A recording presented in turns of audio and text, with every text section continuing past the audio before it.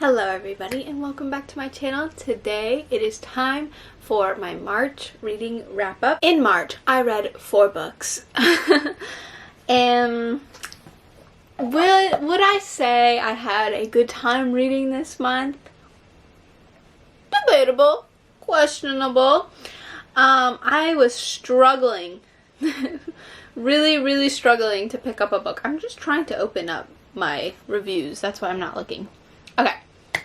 I was really struggling to pick up any book. I think only one of the books I read like quickly. I had a rough month, alright?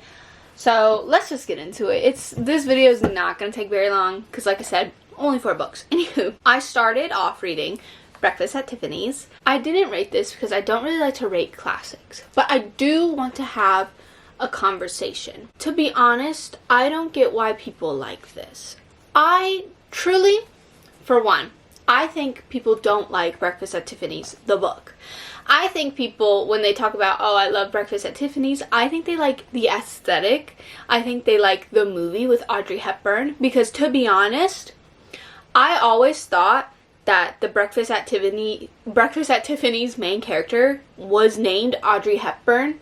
Because that's just who I associated Breakfast at Tiffany's with. It is not. That is not the main character.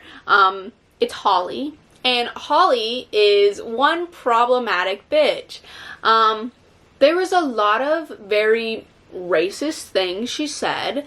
And I don't know. I find it a little, like, weird. Like, should a book be considered a classic if it has such problematic things in it and it doesn't teach you anything? This book didn't teach me a goddamn thing. The only thing I liked about this was the empowerment of women that was in it. Holly did not care what you thought about her, and I quite liked that. But at some points, I do think she needed to, like, step back and reevaluate the way she thinks. She would say such rude remarks to someone who supposedly was like one of her best friends. She even stole her best friend's man and was just like, this girl's crazy for being mad that I stole her man. I mean, she did so many problematic things. Like, I just don't get how she is likable in any way. Also, at the end, there's like 3 short stories, and I was like, do these have anything to do with Breakfast at Tiffany's? So I looked it up before I even read them, and they were like, oh yeah, it's kind of like an epilogue for Holly. Where? Where? I actually liked the 3 short stories in the back way more than I liked the Breakfast at Tiffany's story. I just have no idea how they connect at all to Holly. I don't know.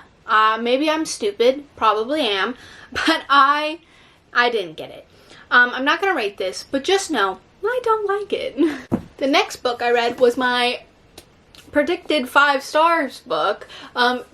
Unfortunately, it was not to 5 stars. It was 3. This was a 3-star book. Can I be honest with you right now? I read this in the beginning of the month, and I'm filming this now in April, right? I don't remember anything.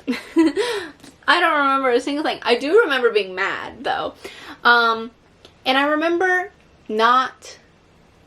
If you really want in-depth feelings on this book, please go watch the video. Because, like I said, I can't remember. But what I do remember is that I felt like the relationship towards the third partner was just not fleshed out really well. But I do remember liking the relationship between Kazakh and Gisela. I just felt like their relationship was good, and I liked that. I liked all the mythical creatures within it. But the third relationship, it was just like going nowhere. It was not fleshed out at all. They just liked him basically because of his looks. I also felt like it was very repetitive in a lot of things. Like, it was constantly repeating their sexuality. We're constantly repeating their powers, and I'm like, I know you guys told me this already 10 times, don't need to explain it again. And that was a part where I couldn't deal with it. I can't remember anything else about this book, to be honest, so I guess a 3 stars was very accurate. The next book I read is by far my favorite book of the month. The Salmon Who Dared to Leap Higher. This book was so good. I saw some reviews on it of people being like, I didn't think this was actually going to be about a salmon. I'm disappointed. Girl, that was the best part. I loved that it was so silly and fun. Like, this was about just a salmon going upstream and trying to figure out what is the purpose of life. I loved it because he just like, he talks to the river, he talks to leaves, he talks to a child. Like, it's just so whimsical and so fun. I gave this a 4 stars. Like, it was just so fun and so interesting to see, and it also taught me a lot about salmon. I highly recommend this book. I think it's just a nice, quick, easy read. I read this within like a day or two. And it was just so fun. And the words, even on the inside, are written very, like, large. So you can get it done real quick. And now for the last book. This is going to be very, very disappointing to everyone and to myself. I gave this book a 3.5. I think, honestly, let's get real for a second. I think I don't like YA anymore. I think I've grown too old because YA, I don't know, maybe it's just this one, but this one was YA and so was this Fatal Kiss was YA, and both of them repeated things way too much for me. I could not stand the repetition in it. I have a review and someone says it very well. Let me see. This is, they're talking about Benji, which is the main character.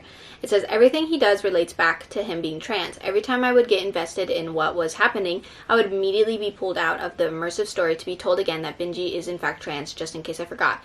The constant reminding of characters' gender sexuality was unnecessary. I loved a diverse representation, but I felt like the characters existed solely to be some sort of token queer person. They were often reduced to their identities. I enjoy characters that are well-developed people that just happen to be queer, not characters that are queer and nothing else.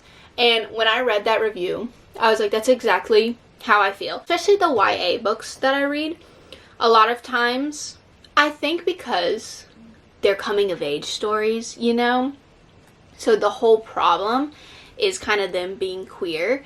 And it just, I want more. You know, I want that person to be more developed, not just their identity. Their whole issues and their whole problems is just them being queer. And I do get it, especially for I Wish You All the Best. It made a lot of sense because they're trying to become one with their identity within like a very harsh environment like high school. But this one I feel like could have definitely leaned into more of the dystopian and more of the like religious trauma. I loved the premise of this. I felt like this could have been such a good book. Maybe I'm not into YA anymore, and I think that is very depressing because there is a lot of good YA. I just think I've grown out of that age demographic. So, sad. But those are all the books that I read this month. So, short video, but I hope you did enjoy, and I hope to see you again. Please leave a like and subscribe if you did enjoy, and comment down below your favorite book that you read in March, and I hope to see you again.